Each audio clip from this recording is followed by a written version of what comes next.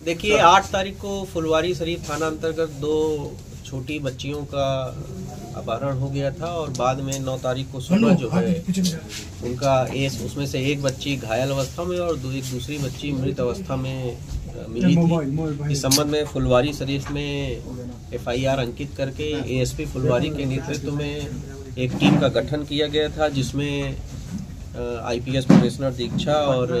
DSP Annu, DSP professor Chinki, इसके अलावा technical cell के इंस्पेक्टर दीपक, SHO नौबतपुर, SHO महिला थाना, SHO बेऊर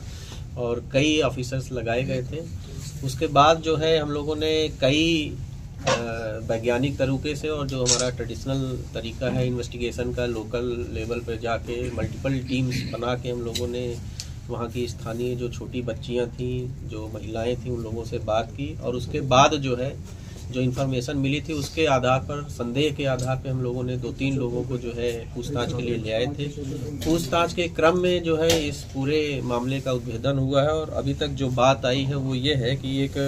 व्यक्ति हैं, उसी जो आलमपुर गांव है उसके बगल में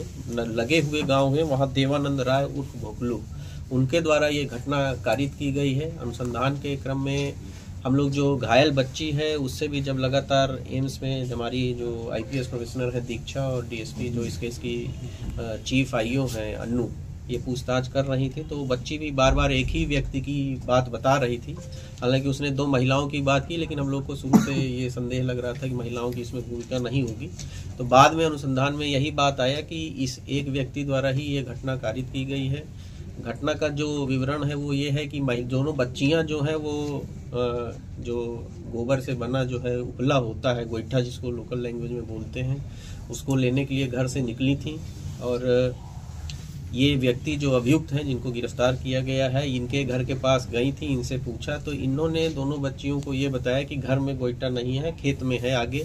ऐसे इस तरह से बहला फुसला के उसको लेकर गए। पहले जो है गांव के बगल में ही कोई एक बाग टाइप है, वहाँ लेकर गए। वहाँ पर लेकिन फिर एक महिला आती हुई दिखी, तो फिर वहाँ से आगे बढ़ के गाँव के बगल में ही नहर है, वहाँ लेकर गए। वहाँ फिर दूसरी एक महिला आती हुई दिखी, तो फिर उसको जो है जो तीसरा घटना स्थल है वहाँ लेकर गए।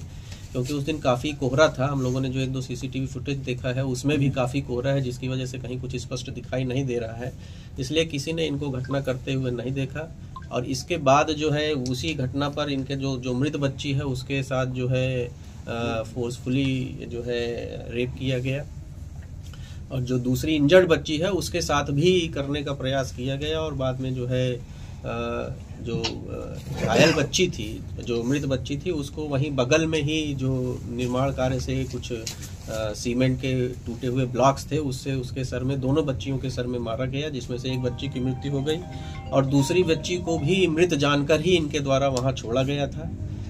उसके बाद गिरफ्तारी के बाद जो है हम लोगों ने अभियुक्त की निशानदेही पर जिस पत्थर से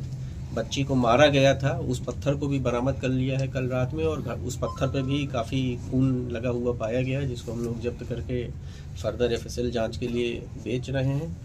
इसमें पूछताछ के क्रम में ये भी बात आई, जब हम लोग कल इनसे पूछताछ कर रहे थे तो इन्होंने पुलिस को जो है बहकाने की भी कोशिश की, 2 व्यक्तियों का नाम बताया, लेकिन आगे अनुसंधान के क्रम में उसमें एक और महत्वपूर्ण बात प्रकाश में आई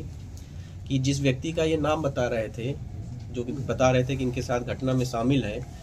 उसकी बच्ची को भी इन्होंने जो है 3-4 महीने पहले गोद में उठा के ले जाते हुए देखा था, लेकिन उसकी माँ ने देख लिया था और उसके बाद शोरगुल करके उसको बचाया था और उस संबंध में भी गांव वालों ने इनके साथ कुछ हल्की फुल्की मारपीट और गाली गलौज किया था, लेकिन इस घटना की सूचना पुलिस को नहीं दी गई थी। उसी के परिवार से जुड़ा एक और व्यक्ति का नाम इनके द्वारा बताया गया था, लेकिन बाद में अनुसंधान के क्रम में ये पता चला कि उस व्यक्ति की माँ को एक घटना हुई थी फुलवारी शरीफ में 19 अप्रैल को,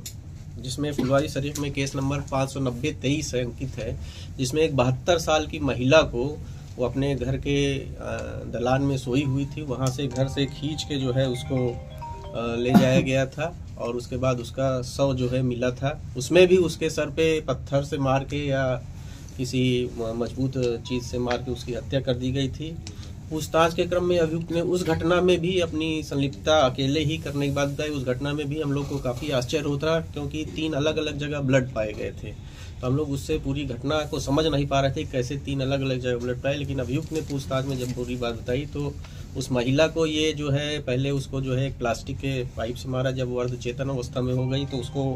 बगल के बाग में ले जाके उसके साथ भी इनके द्वारा रेप किया गया था। लेकिन हालांकि पोस्टमार्टम रिपोर्ट में इस बात की कोई उल्लेख नहीं है, इसकी पुष्टि नहीं हो पाई है। लेकिन पूछताछ के क्रम में इन्होंने इस चीज़ को एक्सेप्ट किया और फिर पुनः जो है उसको ला के वापस अपनी जगह रखने का प्रयास किया गया था खींच के, इसीलिए वो 3 जगह ब्लड मिला था। और जो हम लोग पोस्टमार्टम रिपोर्ट देख रहे हैं तो उस पोस्टमार्टम रिपोर्ट में भी महिला के जो पिछला शरीर का हिस्सा है उसमें काफ़ी जगह इस तरह के इंजरीज पाए गए हैं। जो अमर उजाला अब आपके टीवी पर भी। अपने स्मार्ट टीवी पर YouTube पर सर्च करें अमर उजाला, चैनल सब्सक्राइब करें और देखें ताज़ा खबरें, वो भी HD क्वालिटी में। और हाँ, बेल आइकन दबाना ना भूलें ताकि हर खबर हो आपके घर। अमर उजाला, निष्पक्ष, निर्भीक, निरंतर।